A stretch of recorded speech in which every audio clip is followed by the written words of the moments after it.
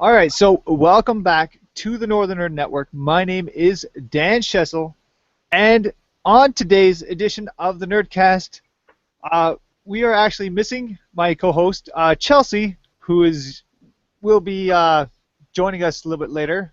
Oh my goodness. Anyways, she'll be joining us a little bit later on, hopefully. But on today's edition of the Nerdcast, we have Randy from the Hexagon Cafe. Randy, can you just say hi? Hi. How's it going, everybody? And we have Justin from playing board games on Twitch. I don't know what is that whole thing? It's just you said it perfectly. We're playing board games on Twitch. That's what we do. That's awesome. Okay, so if you guys haven't been able to tell from the title of the Nerdcast, we are actually talking about board games tonight. So before we get into all that kind of stuff, I just want to just ask you guys, how was your guys' week? We'll start with Randy. How was your week? The week's been pretty good. It's been pretty busy for us at the cafe, and we're just getting ready for Christmas. Yeah. Yeah. Is there any special is there any games right now that are really popular at the moment? One of the newer games that we've gotten a few weeks ago is Mysterium. I don't know if you guys have played it or not. It's kind of like a mixture of Dixit and Clue put together. So pretty sweet because story of the game is 100 years ago or whatever, someone got murdered. Now they're going to give ghostly dreams to all these psychics using kind of like Dixit-like cards, and then these psychics have to kind of put the card to the suspect together and hopefully get the answers right. Oh, yeah. That sounds really interesting. Justin, how was your week? It was pretty good. We just had 2 weeks where it was crazy busy because there was Extra Life and then KefCon going down in Edmonton, and this is like our first week where we can just do not like a rush. So it was nice. We just got to play a lot of board games. Finally tried 5 Tribes for the first time, and we loved it. And it's going great. That's awesome. It's an amazing game. 5 Oh Tribes. yeah. Love it. Yeah. Not The good at. mechanics are super interesting in that one. Just the movement is just so different from everything else I've played. It's a different take on worker placement, I think. Yeah, definitely. The last few times I played that game, it's like I had one too many guys or not enough guys. It was frustrating. All right, so for myself, anyways, I've been not as busy as I normally am.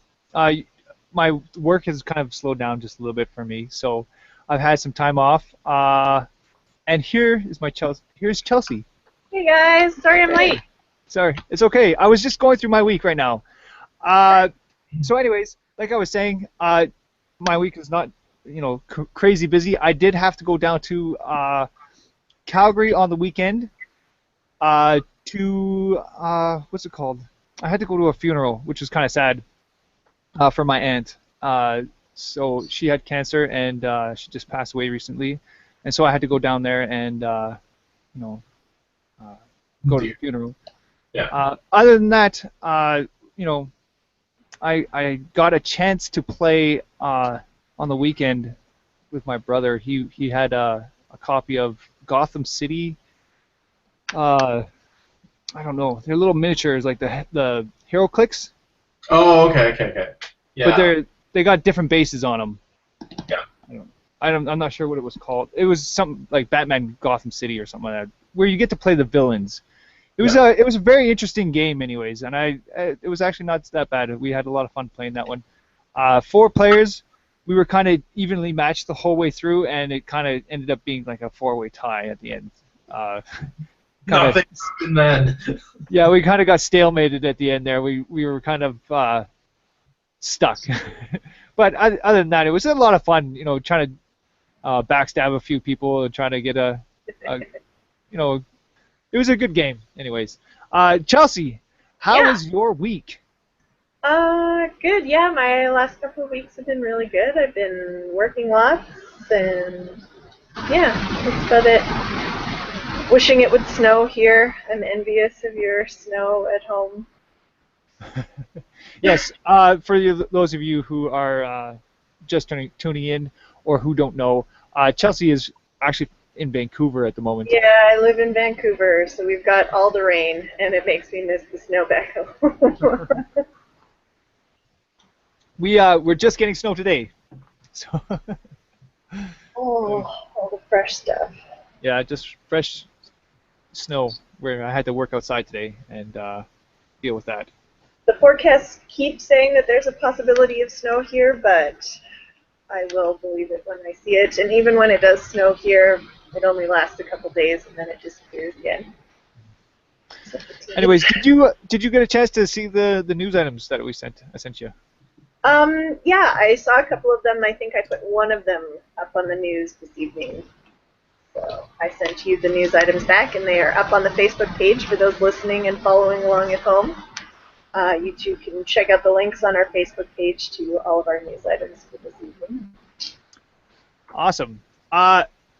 Aaron is tuned in to the channel right now, and he made just a comment. He said, "Yay, Chelsea!" or Chelsea, and with an exclamation point. So he's very excited to see you. And he says, "You don't have to shovel rain." So.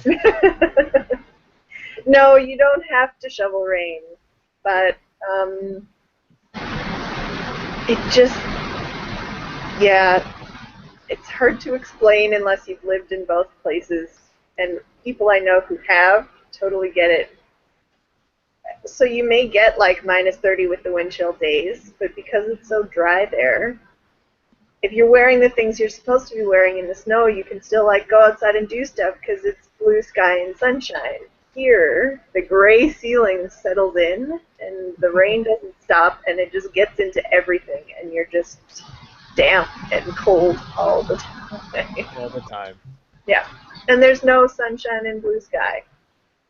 It's so sad. So sad. Yeah. Just so everybody out there knows, if you are tuned into the channel and you're watching this thing live, we do have a chat feature on the YouTube channel page here. Just give me 2 seconds. There it is. You can see me up on the screen there. Right on the side here, you guys can click in your chats, and you can talk to us, and maybe we'll respond. Maybe we won't. You never know. So that's how that works. All right, let's get into the news.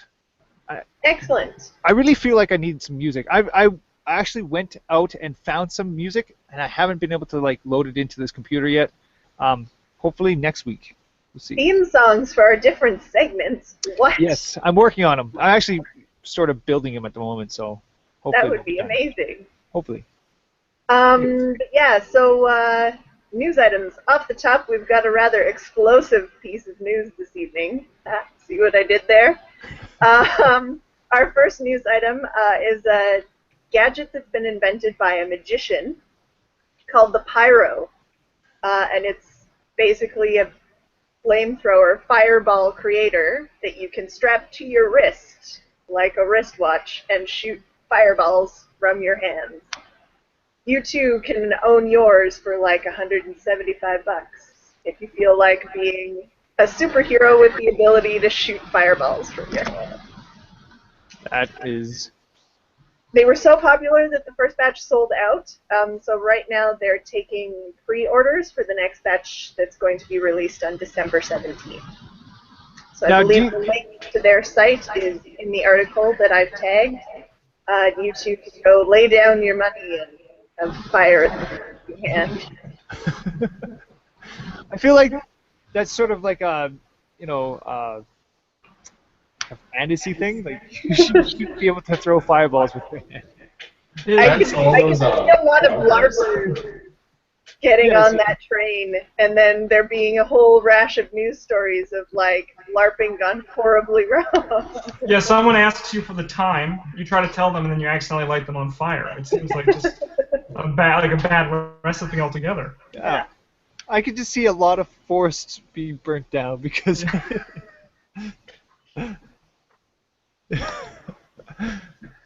Yeah, That's a lot.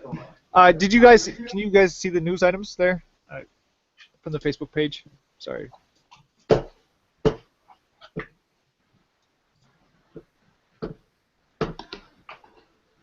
Anyways. Yeah. So now on to something just as cool, but with far less potential for damage and more potential for good. So 3 engineers in Chile have created basically a charger to charge your cell phone using a plant. So you shove it into the dirt next to the root of a plant, and the residual electrons that exist around the roots as they go through the process of photosynthesis are harvested by the charger and used to charge your electronics. Anything you can charge with a USB, you can plug into this thing. And they say right now the prototypes that they have created will charge a standard smartphone in about an hour and a half. That's crazy. Mm-hmm. An hour and a half? An hour and a half. That's like faster than my actual charger. I think I've seen something similar, except people are using potatoes. I have no clue how that works, but the old like grade 8 science fair potato clock. Yeah, I've seen those before. yeah. But this... So the properties have sort of been around for a while, that everything has stray electrons and electric charge. And so they just sort of took this to the next level. Huh. So I'm not sure if it's going to be, if it's in mass production or if it's going to be mass produced. They created it as a project for school.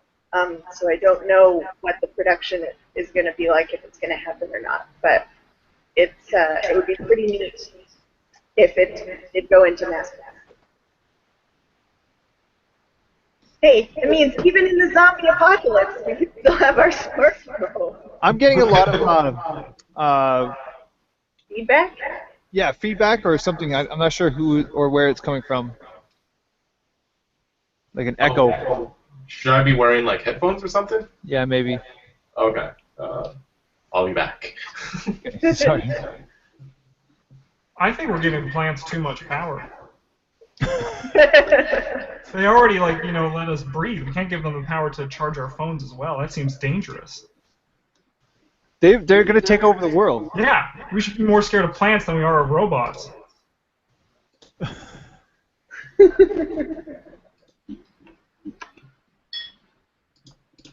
right, see if that helps for a second. All right, Yep. Continue on. That's better. Yes. Hooray! Anyways, I don't know what you have next here. I'm kind of lost at the moment. Oh, so Oh, yes. from a couple of cool inventions onto some pretty awesome artwork, actually. So there have been a couple articles that have popped up on my Facebook page, and in pursuing them, I found out that they're a couple of years old, but super cool nonetheless, and just showing up on my Facebook feed now. So there is an artist, and actually there are a couple of artists if you just do a Google search of this, whose medium is snow, and it's not your traditional like snow or ice carvings with a chainsaw. They go out into secluded areas of waist-deep fresh powder and toss on some snowshoes and make giant land art in these tracks of fresh snow that are then shot from the air, making these beautifully intricate patterns. It's pretty amazing, some of the pictures that these people are able to create. The article that I've tagged, if you scroll down, there's pictures of like 5 or 6 of this guy's creations, and they're mesmerizing to look at. It reminds me a lot of the crop circles that they used to do. Mm-hmm. But this, like this snowflake here, that's incredible. Like how much detail is in that, and plus it goes up the side and everything, like of a hill. Yeah. That's crazy. So yeah, miles and miles of hiking in snowshoes, hours out in the snow to create these the huge snowland art. I just thought it was pretty cool. That's amazing. Mm-hmm.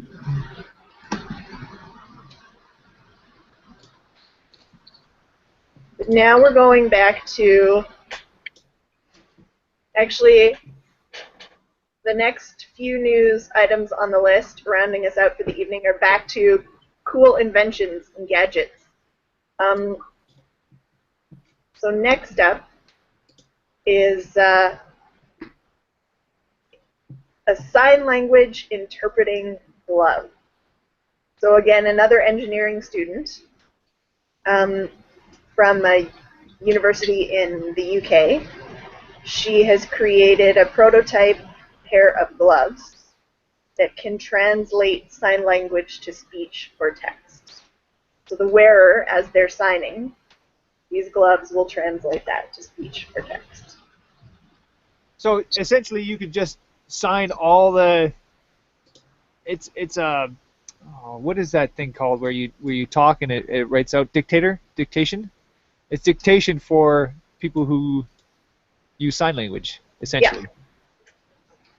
This is really neat. Now, as they have this kind of stuck on a like a golf glove, which yeah. So a lot of the mechanisms are sewn into. It's a batting glove, actually, and it's flexible, responsive filament sewn inside the fingers of the gloves, which then attach to like a transmitter.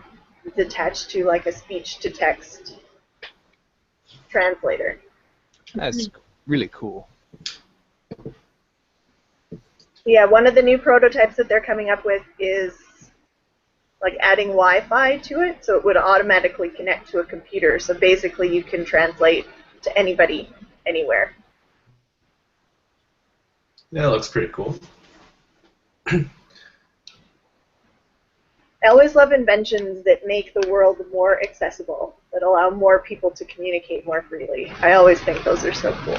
Well, I think it was like last week or something that we had the bionic eyes, right? Yeah.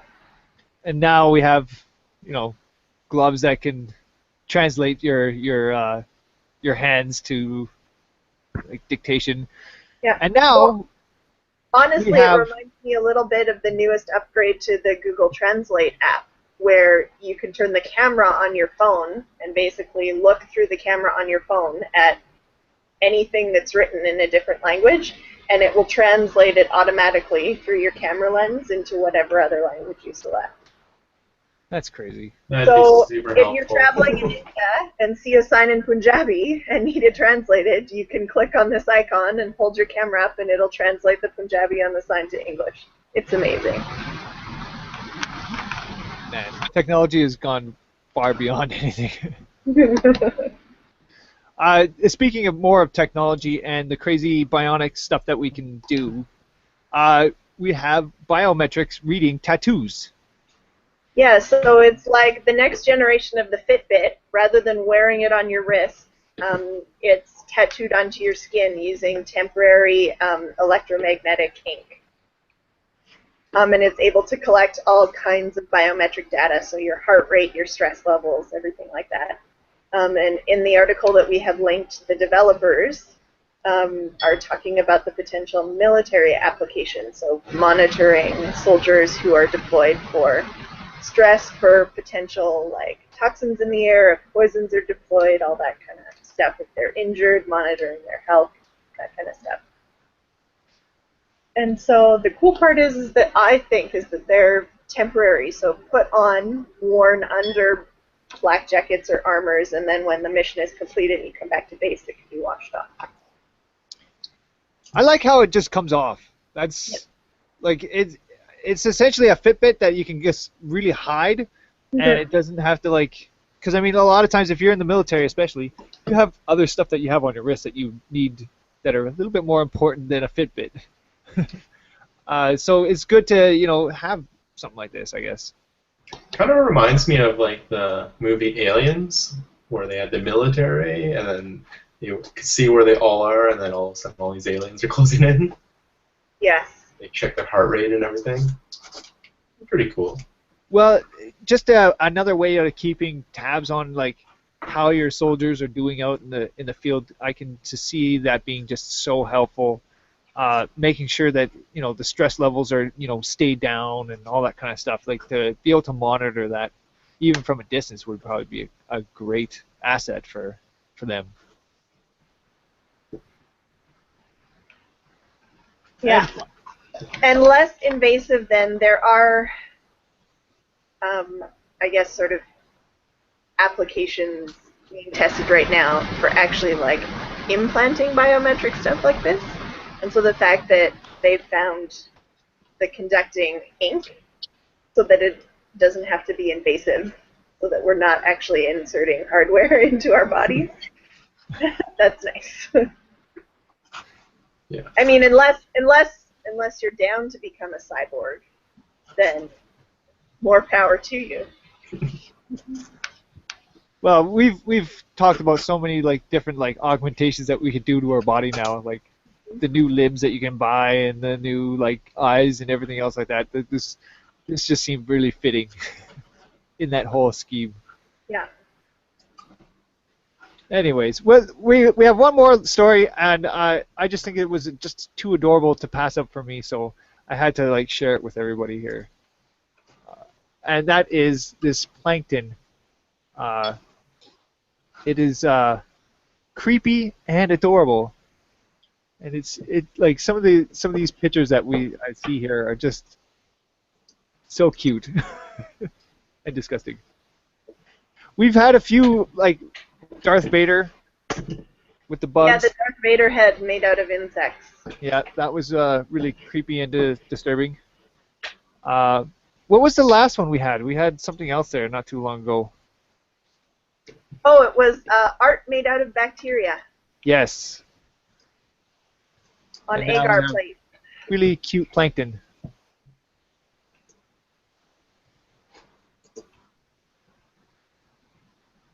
All the different structures are so interesting. And yeah, I linked another article. So this one isn't on the Facebook page. But the artist who photographs all of these creatures goes down to depths of like 50 feet at nighttime. He focuses the camera manually to get these images, which is really impressive. Yeah, that's crazy. Look at this thing. Yeah. Anyways, that's pretty much it for our news items for tonight. I've got one more that I included that's on our Facebook page. Did you? Okay.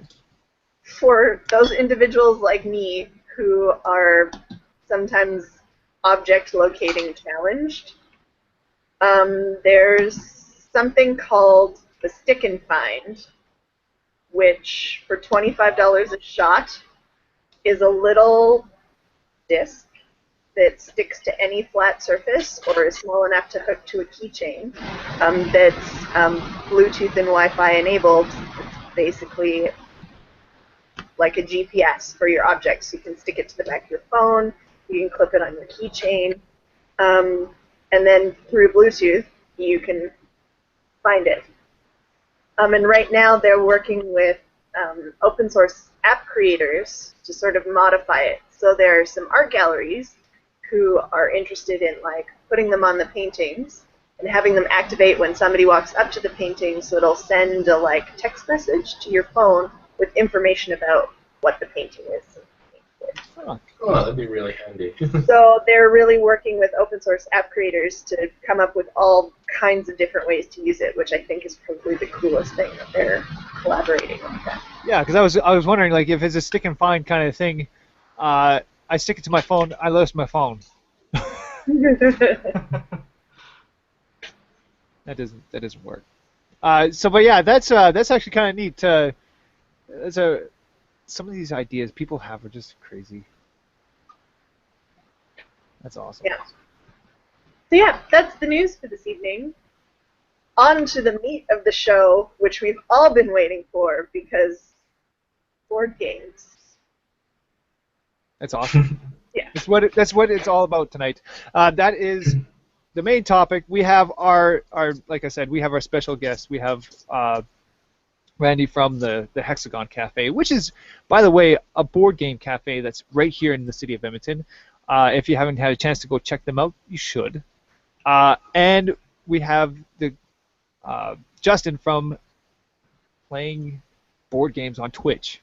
I don't know. Is that the actual name of the thing? Like our name is just playing board games. playing board games? Yeah.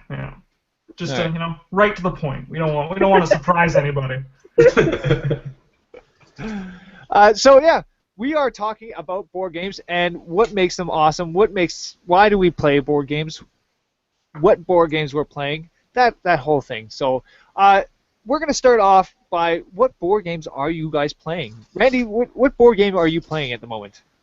Well, to be honest, I get to teach more board games than I actually play now. But I think we're kind of like in the golden age of board games right now. A few years ago, there was like Ticket to Ride and Carcassonne and whatever, but the stuff that they're coming out now is just so much more. I think right now, what I'm playing is a lot of Splendor, actually. It's a resource management game. I'm not sure if you guys played it. No. I get to play a few games here and there, but not really. I don't get to play awesome. The story of the game is you're kind of like in the Renaissance, and you're going to collect jewels, and you're going to invest in property. This doesn't sound exciting, but it's weird because the mechanics of the game is enough for me to kind of want to keep playing it over and over. The last time I had this feeling was when I first played Settlers of Catan like 15, 20 years ago. So it's a weird hook of a game. Yeah, there's not very many games out there. Like there's a few games here and there where I get to play, and it's just like, okay, yeah, I can play this one again and again and again. Personally, for me at the moment, the one game that we have, like a lot of my friends, they come over, we like to play. We played this here. It's Dead of Winter. Oh yeah. I love this game. It is so much fun. The only issue I have with it is that I always have the book on my lap. I am constantly rechecking the rules, making sure that we got everything right, we're still on track. I mean, we played it 3 or 4 times, and I still have to go back in that book and make sure that we're doing it right. But it's a lot of fun. Like the story that you get with it, and the different scenarios that you get to play, they're always been good. So that's the game I've been hooked into. Last weekend I got to teach a group of people at KefCon how to play Dead of Winter. And just watching them play, they were talking like they actually were in a zombie apocalypse. And that was just like, that was so cool. Just how immersed they got in the game. I think Dead of Winter is very good for that.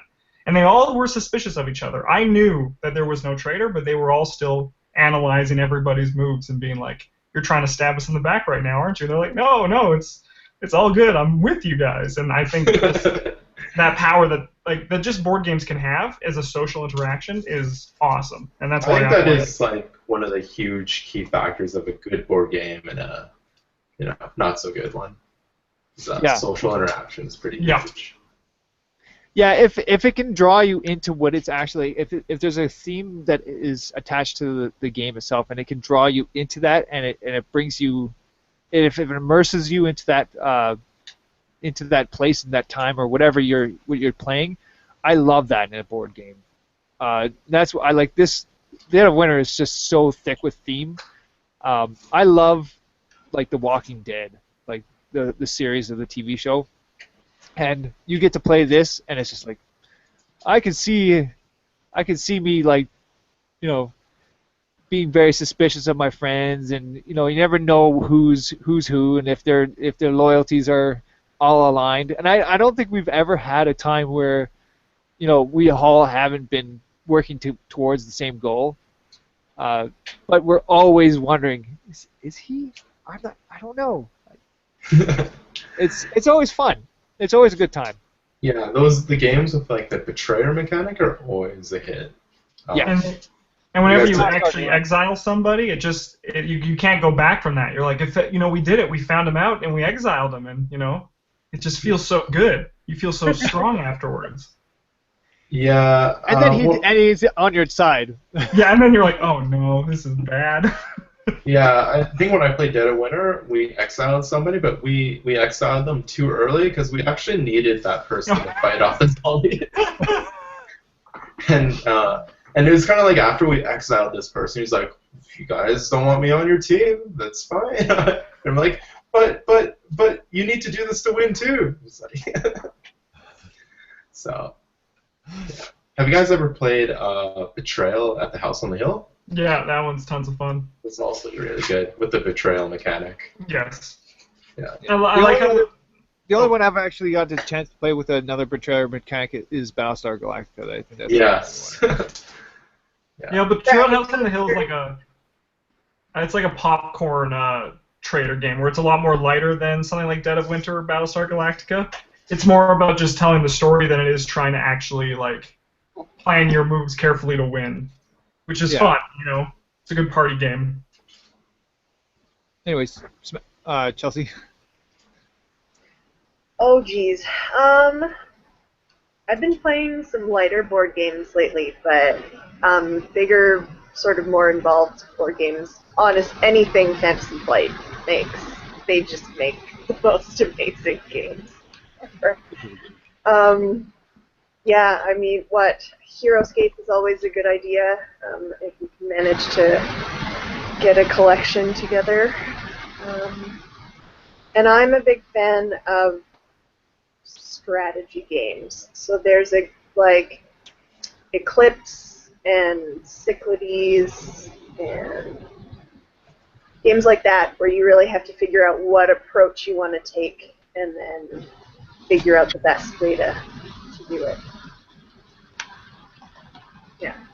Mm-hmm. And yeah, I mean, I guess deck building games sort of fall into that for me too, because there's the strategy in what kind of deck you're putting together. So Warhammer, the card game, depending on sort of what your opponent chooses, building your deck to sort of suit all eventualities depending on what race you're playing against.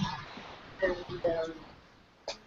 same thing with Mage Wars, again, depending on what type of mage your opponent decides they're going to be and what they're putting in their deck. Yeah, stuff like that. I don't know, Chelsea, have you had a chance to see this game? Now, it's Magic the Gathering, but it's the strategy board game. I have heard of it, but I have not had a chance to see it or play it. Now, I've seen that at Chapters, actually.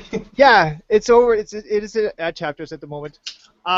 Basically, it's HeroScape 2.0.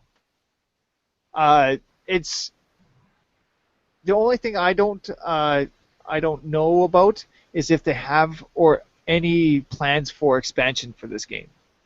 They haven't really said much about it, other than the base of what they have right there. For the Magic one, they actually they have an expansion coming out soon with 2 new playable characters and a whole new enemy wave or something like that. Ooh. So there is stuff that's planned for that one. I'm gonna have to look into that a little bit more.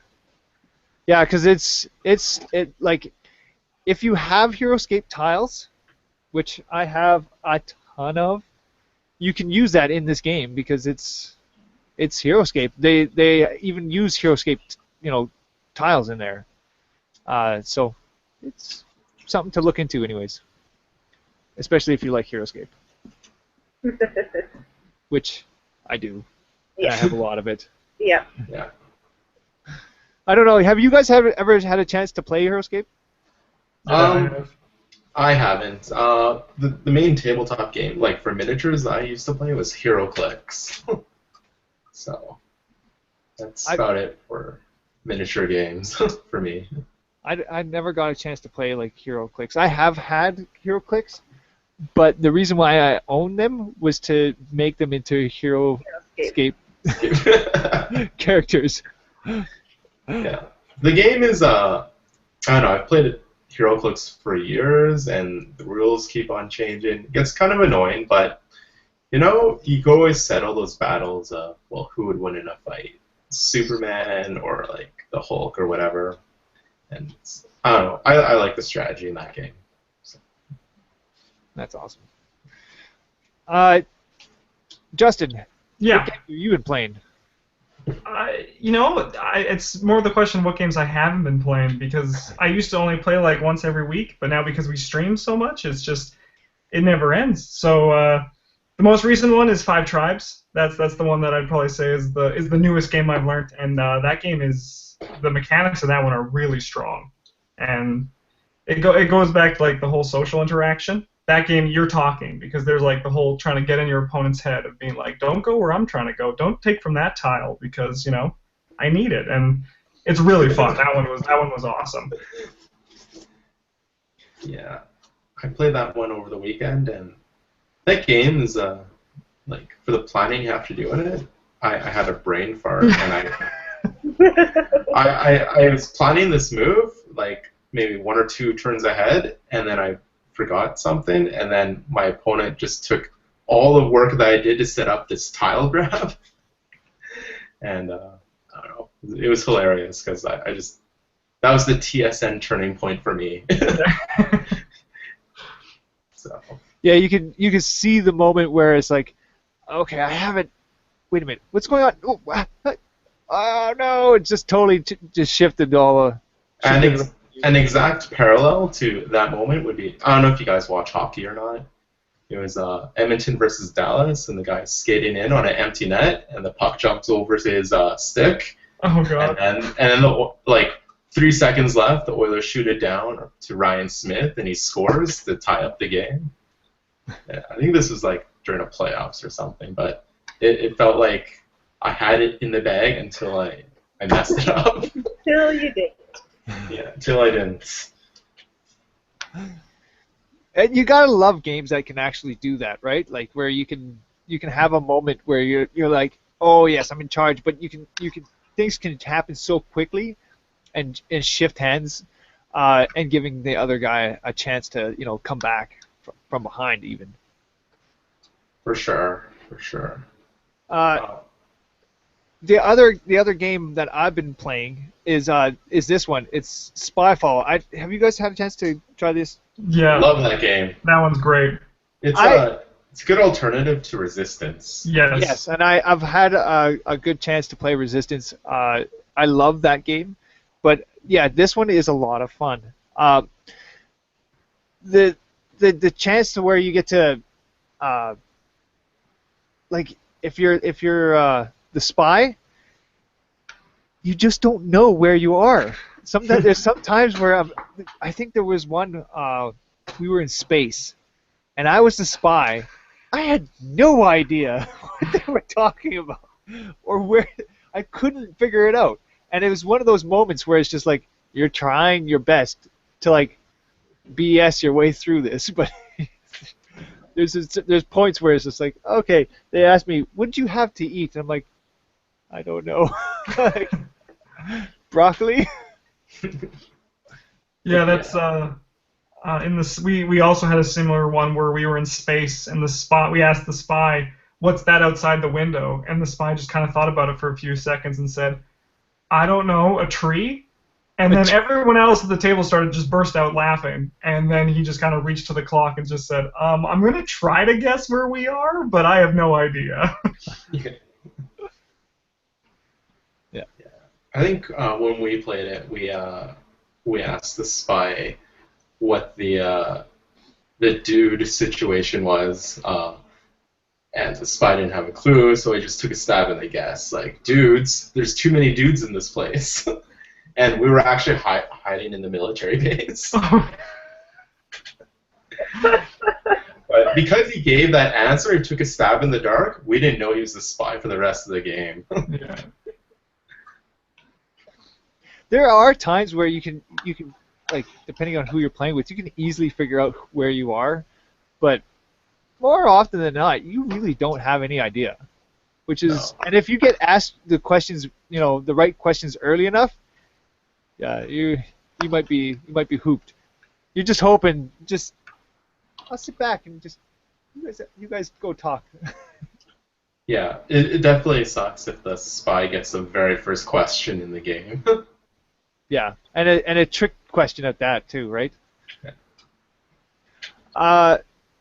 What are your guys' thoughts on the board gaming as a whole nowadays? You were saying earlier that we're in the golden age of board gaming. Yeah. Like, how many different games have you guys been playing that have been coming out? Like, there's so many that are coming out now, and why? Why is there so many? What's your guys' thoughts on this? I think maybe it's just because the bar for board game design just keeps on getting raised each year. For the German word, Spiel des Jahres, usually that award goes to the game that has a brand new mechanic, and then as soon as that mechanic is invented, a lot of other games start mimicking or putting their own spin on it. So one of the games I've been playing recently, it's just a quick kind of game. It's a little bit of thinking, nothing too brainy, is Patchwork. It's by Uwe Rosenberg, and it's a game where you quilt.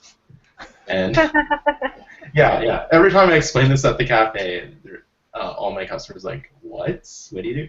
But anyways, it's a little bit of Tetris, but it's a lot of resource management and time management. But people brand new to this board games wouldn't know what that means, but it's a simple game, but it has really interesting mechanics in it. It's addicting. I think a big thing also going for board games right now is the social aspect, because people want to hang out with people, and my group of friends, we're getting older and they're not going out and drinking as much, so we just drink casually inside and play board games. And also the fact that there's a board game, there's a theme for everybody. If someone is interested in trains, there's tons of trains games. I have a game in my collection that's about going into the forest and picking mushrooms, right? So there's there's no limit to what they can be about, which I think really draws people into it as well. So that's why it's getting so much bigger and better, is because more people are entering board gaming because it's so accessible. For sure. I remember just even a few years ago, it was unheard of to have a cafe or a place where you can actually go and play board games. And now there's multiple places. There's all sorts of different areas in the city, and it's not just at the cafe, but there's other places that you can go and play games at. A lot of meetup groups. Yeah, and meetups and all sorts of things that are happening nowadays. There's just a lot of people playing board games, and it's all of a sudden it just seems like it just keeps growing and growing and growing. It just I don't even know how to explain it, but it's just amazing to see. And it's something I've always loved to do, right? So I think part of it too, there's a bit of a kitsch nostalgia factor to it. Even with new games, discovering new games, the idea of a board game night. People of our age and our generation, when we were younger, board games were a thing to do, and then computers and video games became more popular and kind of took over. But now that we're getting older again, I think it's seeing a resurgence, particularly in people our age, because it's got that nostalgia factor. It's something fun to do with a group of friends. What are your guys' thoughts on when you have to explain board gaming to new people? When you have to actually go, hey, I play board games. And they're like, what, Monopoly? Monopoly? Yeah, that's my typical answer. For people that are they're like, I love playing board games. You like playing Monopoly, or that kind of sorry, I don't know. What are your guys'? How do you guys explain board gaming to people nowadays that don't know about board gaming? Yeah, usually what I say is Monopoly is something that I would have played 15 years ago. I kind of picture myself playing that game again. Just knowing what's out there. And I think when I played Monopoly when I was 8. It was awesome until I figured out that all you really need to win is the orange properties.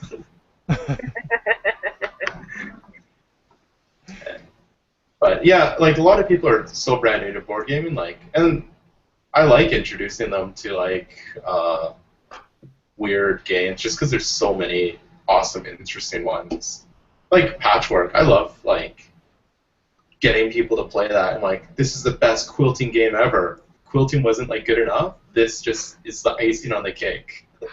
Do you have a go-to recommendation? So for newbies who are just starting to venture out into the waters of more involved board games, do you have a go-to that you recommend to them? Start with this. It's a good sort of way into the world. There's like I like to call it the holy trinity of board games, which includes like Settlers of Catan, Ticket to Ride, and Carcassonne. Like if they're new to board gaming, I usually try to get them to play one of those three, and from there you can do whatever. But the mechanics in those games, they're not overly difficult, but like for Settlers, you get the awesome social interaction. For Carcassonne, you get like the mechanic of tiling and like trying to plan ahead. It's like new ways of thinking for board games for like people that are used to Monopoly, right? Justin, do you have go-tos that you recommend for people just starting out? The three, Settlers, Ticket to Ride, and Carcassonne. If you want to go beyond that, like those ones are great, as Randy was saying, for getting people to see the balance between strategy and luck, because Monopoly is all luck. It's how the dice do it, right? Yeah. And with the other ones, it's starting to get more into that strategy. So then from on that point, see if they like the strategy or if they like, the fun luck, because it can go either the people who want the hardcore Euros, and then you want to get them into like worker placement, like Lords of Waterdeep or something like that, or they're the people who like to talk, and then you see, do you have a big group? Why don't you go play the Resistance? Because that's another one that's like perfect for people to be like, oh, there's more that I can do at the table. My personal one that I'd be is one that I'm really big on right now, and I've used it with my mom, and because she's like, you play board games on the internet? What are you doing? Lanterns is one. Would that be a computer game? Yeah, like Lanterns is one that's really great for that. Yeah, Lanterns is pretty sweet. I like it because it's not taking resources away from everybody; it's giving resources. Yeah, and the way you give the resources. How nice do you want to be? Yeah. I don't think I've ever played that game, or even really heard of it. That one's really good. Lanterns, it's one that I rarely win, and I still have tons of fun playing. So that's a good testament to the game. Yeah. Now, in terms of developing that sort of social connection playing board games, I'd love to hear your guys' thoughts on some of your favorite cooperative board games, if you have any. Well, I think the king of cooperative board games right now is probably Matt Leacock. He's the guy that did Pandemic, Forbidden Island, Forbidden Desert. like cooperative games is pretty much all he does. But he does them well. So like my favorite cooperative game, probably Forbidden Desert. Just because that game I lose more often than I win. Mm-hmm. And it's kind of weird when there's two ways cooperative games can work out. One way is like everyone just listens to one guy and it just seems like he's playing by himself, or the other way is everyone is actually talking with each other and being like, okay, we're going with this plan. Yeah, like I have I love playing Pandemic. I just pull board games out of anywhere. Like that's what I do. I have board games like stashed in here. But I love playing Pandemic for the cooperative side of things. However, if there's an alpha gamer in the group, which is usually me, anyways, typically that's the person that ends up running that game the whole entire time. It's like, okay, we got to do this and this. It's like sometimes you just it kind of wrecks the game if you have that. But overall, there's so many different, like, even we were talking earlier, like Dead of Winter is a semi-cooperative, or it is cooperative. I don't know what you want to call that. You know, one thing that we've tried, which is kind of really cool, is we put in this rule called radio silence. So it makes it more dramatic, but you don't actually talk about your moves. You just do them, and then you just see the faces of everybody cringe, because that's not what they wanted you to do. So, like, I'm gonna have to try that. That'd be quite try. interesting. It's hilarious, because like people like you, alpha gamers, just go nuts. It's like, no, why would you do that? That's But awesome. if you guys could like work on the same wavelength, that game just seems amazing. Like, because then you could have like conversations that reflect like, remember that time? Like, I knew you needed to get this, and like we did it. Have you guys had a chance to try out Pandemic Legacy yet? I haven't, but like I know all about it, and I think it's gold. It's gold. Like, so my staff have started to play it, and like what they've been telling me is like the game's going to change like month after month. Yeah. And the only thing that for me, if I was to play it, is I wouldn't be able to wreck my games. I'm just so careful and meticulous about keeping it like together that like, because it tells you to like rip up the character card, but I don't think I could do that. Maybe I'll just put like a unhappy thing, face right? on it or something. But It'd be tough because I mean it's a one playthrough kind of deal, but I mean how many months does it go? I can't remember. The storyline's 12 months, so there's 12 different missions. Yeah. Now they labeled Pandemic Legacy Season 1, so I'm assuming like if the game sells well or whatever, they'll make like Season 2 different diseases, whatever. Anything labeled Pandemic usually just sells like crazy. Well, they had that dice game, didn't they? And that sold pretty well too. Yeah, Pandemic the Cure. I love that game. I like it because it's a quick setup. You win or you lose really fast.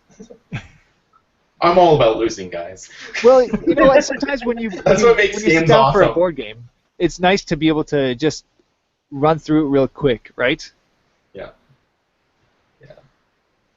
But yeah, I really want to I really want to have a good game group to sit down and play Pandemic Legacy because I mean that it just intrigues me so much. It is a commitment, right? Like, yeah. If you do play, you want the same people playing there because then you could table talk and talk about, well, don't you remember what happened last month? You did this. So. Yeah, exactly. And well, and it's a story, right? So you want to continue that story with whoever you started it with, right? So yeah, exactly. Justin, is there any cooperative games that you're really into? Hanabi is like nuts. That one is a must, I think, for most people who like co-op gaming because you're trying to build a perfect fireworks display, but you can only see what your opponents are holding. You don't know what's in your own hand. So it's stressful, fun, and requires good communication. And you can score a perfect game, and chasing after that perfect game is awesome. Have you done it yet? Perfect no, game? I've got to like 23, and Yeah, we've never got a perfect game, and that it drives us nuts because the more you play that game, the worse you get. Yeah. It's like you're trying to. Have you ever seen the movie Princess Bride? Yeah. The scene with the poison? That's exactly what happens. It's like, you were thinking this, but actually you wanted me to think this. So that's why I thought this. But I did this because I think you really meant this. And then it drives me nuts. Like, your intellect is dizzying. The first time I played that game, we started at like 10, and we didn't stop till like 4 a.m.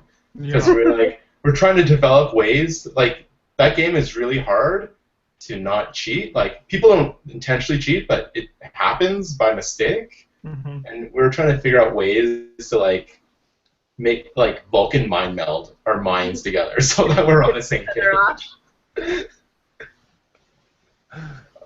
Yeah. And so now I guess the opposite spectrum of things from cooperative gaming, in your extensive board gaming experience, what are some of the games that you find brings out the most competitive nature amongst the players, where it just becomes a free-for-all and everybody's just out to screw everybody else over?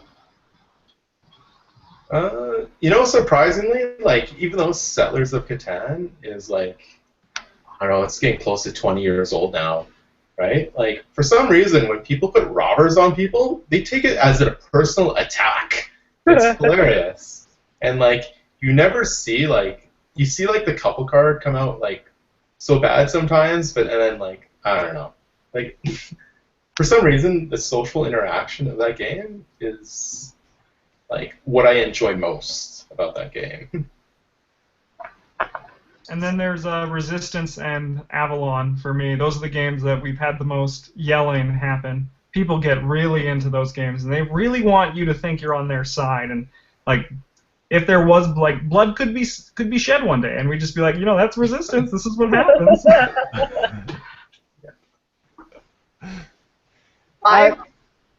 Yeah, typically for Resistance, that's the game where people get so angry at, like, because it's like, no, I am actually on your side. No, and then they start. There's always a fight. There's always a fight at some point during that game, and it's supposed to be some, just a friendly game where we're all sitting around just kind of talking. But I mean, it just brings out the cutthroat in people. Yeah. But I find in that game, like, as soon as the round's over, it's not some kind of lingering kind of hatred in that game. Yeah, it's only... Yeah, from round 1 to 5, it's like just like a gladiatorial arena, but then outside of that time, everyone's friends again. We're all fun and laughing. Like, it's always good. And then you always, like, point at that one time that guy did that one thing. Like, I had a friend, he actually qualified for the national tournament for Settlers, and I didn't qualify, but I went with him, and it was hilarious, like, all the trash talking that was going on. It was, like, hilarious. It's like, can you believe this person made it in? Oh my god. And, yeah, I don't know. It's just, for some reason, sometimes it brings in, like alpha gamers, and, like, it's like on a brand new level. It's like, why would you trade with them? That's the most stupid move ever. Yeah. I play a lot of miniatures. Not just, like, mostly play X-Wing, and man, there's some really competitive. There's a really competitive scene in Edmonton here. There's some guys who really play really well, and I do like going out to those every so often, like to go into a tournament or whatever. And but yeah, it's one of those games where it's like it can be fun if you really want to play it, or there's some people that really take this thing seriously. And at least we don't usually end up with fights on it though. As long as people remember it's just a game, right? That's just it, right? Like, that's the thing. Most of the time we're all pretty good. Like, for me, like, I don't remember the games I win. The thing I remember is the games I lose. Just because, like, it always brings out so much anxiety sometimes. And I get a rush about that. I'm like, whoa, I really, like, messed up there. And I don't know. But that's the competitive side of me, right? Because I just care about getting better at certain things. So that's why I'm like, okay, I'll never make that mistake again. And also the stories that come out of board gaming. There's a lot of, like, when you game with a group over and over and over again, you get lots of inside jokes that come with the games, and that's one of my favorite parts, just the stories and stuff that comes out of playing these games together, which goes back to why just board gaming is so fun, because it's, incredibly social. Yeah. Well, just going back to the stories and stuff like that, like, I know personally when I was a kid, we used to play charades a lot, and I remember this. I still, to this day, I still remember this one time where I had my best friend and my sister, who was my best friend was drawing a broom closet, or trying to like act it out, and all my sister could say was closet broom, closet broom, closet broom, over and over and over again. And it's just like, flip that around and you would get it, but yeah, those stories happen like pretty much almost every single time you play a game, right? And if you play a game and you get one of those good stories out of it, you know that's a good game right there. And I know that's one of those main things that really makes me love board games. I don't know about you guys, but I'm pretty sure it's probably about the same. Yeah. It's kind of funny being like a cafe owner now. Like, because I don't get to play as many games as I like anymore, I like seeing people's reactions a lot, and it's sometimes just witnessing those moments, which is really awesome. When like maybe a girlfriend beats the boyfriend, and then she just raises her arms in the air, like in your face. But like, it's kind of funny because at my place we get a lot of first dates sometimes, and the thing that just happened like maybe a few months ago was like is weird. Like same day, just 1 hour apart, two different couples were getting their engagement pictures in my cafe. Because their first few dates was like at the Hexagon, and it was awesome seeing like those kind of moments of like how people like decided to connect, and they thought that the board game cafe was like, you know, the starting stepping stone. And that really just showcases what makes board gaming so special. Now, as sad as it is, I must say, it is now 9 o'clock, which means the show kind of has to wrap up a little bit. I really do wish I could just continue on talking, because I mean this is such a great conversation. But before we go, I want to make sure that we plug everybody here. So, Justin, we're going to start with you. Where can we find you on the web, wherever, So we live on Twitch TV /playing board games. We stream every Tuesday, Thursday, and Saturday at 7:30 p.m. Mountain Standard Time.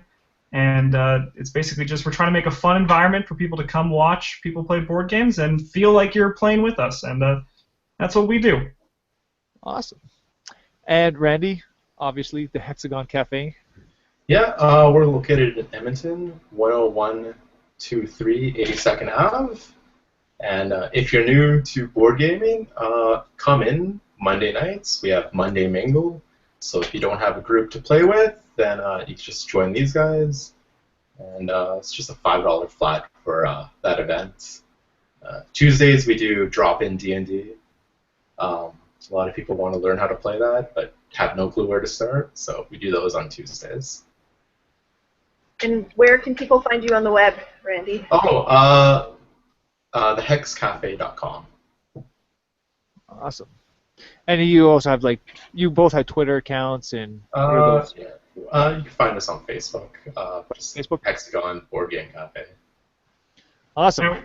Yeah, we have a Twitter, board game, Twitch, and all that. Yeah. Okay. Well, we will have. Where can our loyal viewers and listeners find us on the web? Well, first off, I will make sure that everyone knows that I will have the links to everybody down below this video later on, or on our Facebook page, and there you guys will find all the links for everybody. But on our Facebook page, if you go to facebook.com/Northern Nerd, you will find us on there. You guys can find us on YouTube, obviously, where YouTube is where we live. That's youtube.com/Northern Nerd Network.